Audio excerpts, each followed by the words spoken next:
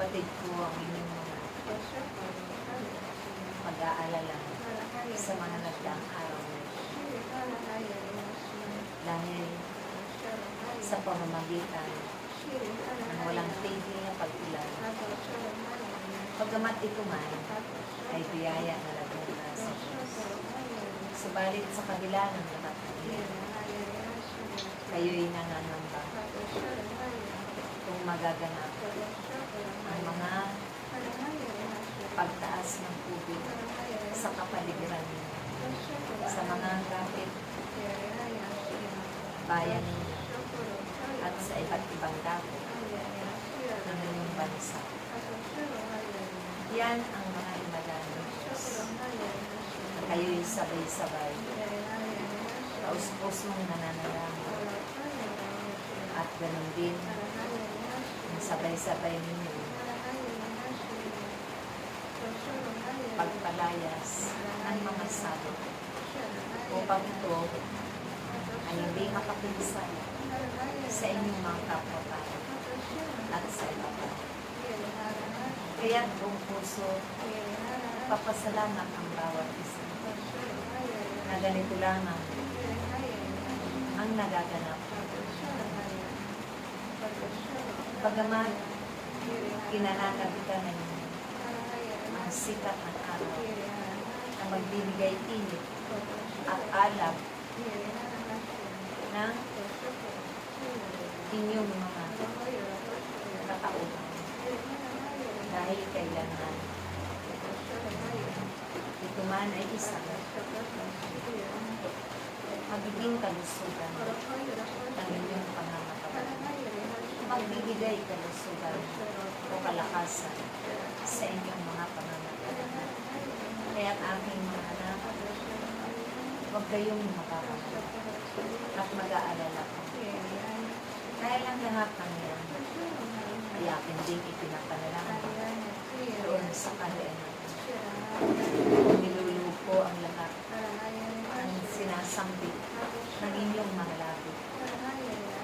Dahil ako man ay katuwang ninyo, tagapanalangin ang punsang ito.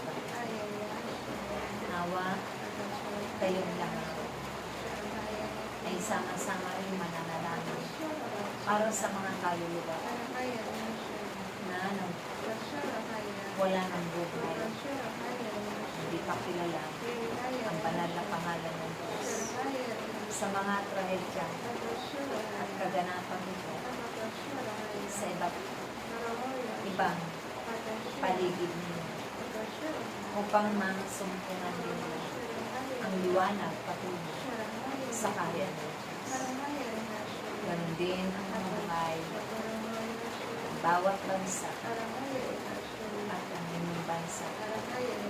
Naway, hindi ninyo maranasan ang salot ng pag-ibig, salot ng gutom, salot ng pag-ibig na malakas. Dahil ang lahat ay magbibigay kahirapan sa bawat isa sa inyo. Ako ang inyong anak ay nanggaling Maria, nakatunghay sa bawat araw sa inyong mga ginagawa. At ako rin ay kasama ninyo saan man kayo pumatungan. Dahil ang aking pangangalaga at pagkalinga sa bawat isa sa inyo ay laging naririyan. Naway aking mga anak sa bawat paruroonan ng aking imani, sila man ay makasama ninyong magpuli sa Diyos na makapangyarihan sa inyo. Makilala rin nila ang anak na nagbigay ng buhay sa kanya at maraming biyaya. Magkamit din sila nawa ng matibay na pananalig, pagtitiwala at pananampalataya sa Diyos upang lumaan kanilang mga araw-araw na pagbubuhay. Aking mga minamahal ng mga anak, huwag kayong ganapin at dalitain ang aking banal na sangkos. Dahil marami pang magaganap, marami pang paparapan, ang mga malakas na oras. Subalit kung kayo'y sama-sama nananapan, hindi yan makakarapin dito sa inyong kawalan. Ang inyong bansa ay ipanalangin niyo ng pagpapalagay. Ang lahat ng mga nasa pamahalaan, ganun din ang mga kaganapan na hindi sila nagkakaunawaan. Mga sakim sa kapangyarihan, sakim sa mga pananalat, upang magkaroon din sila ng matibay na pag-ibig sa Diyos. Ganun din sa kapwa. Kapag na paglilingkod na makatutuhan ng Diyos. At abutin din nila ang inyong mga abang na kapatid ng kanilang mga kamay. At sila man ay paglingkuran ng buong kapatid. Makamit din nila ang kababaan ng kalooban sa isa't isa at pag-uunawaan upang hindi maganap ang mga dapat maganap na nakatakda sa inyong lugar.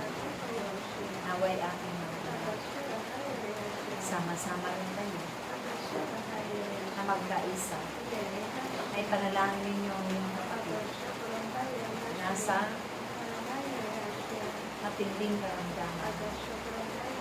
Hilingin ninyo ng awat na pagod sa Diyos at hilingin nyo rin ng kapatawaran upang hindi na nahirapan ka sa kanyang kalagayan. Nawa